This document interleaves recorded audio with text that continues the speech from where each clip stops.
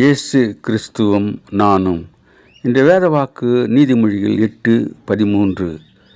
தீமையை வெறுப்பதே கர்த்தருக்கு பயப்படும் பயம், பெருமையும் அகந்தையும் தீய வழியும் புரட்டுவதே கர்த்தர் வெறுக்கிறார் என்று சாலமோன் ஞானி சொல்லுகின்றார்.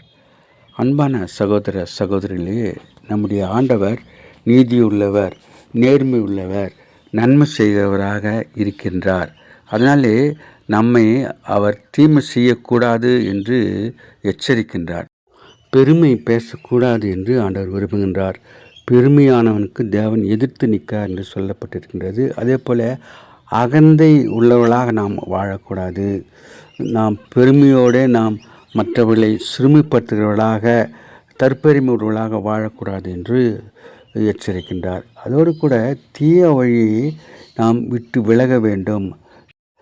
தீமையான எந்த காரியத்தையும் செய்யக்கூடாது என்று அவர் சொல்லுகின்றார். அதோடு கூட புரட்டு வாயை அவர் வெறுக்கின்றவராக இருக்கிறார்.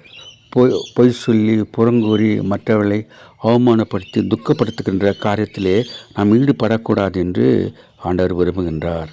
Have a blessed day. God bless you. Give your heart to God, your hand to man. Thanks for watching.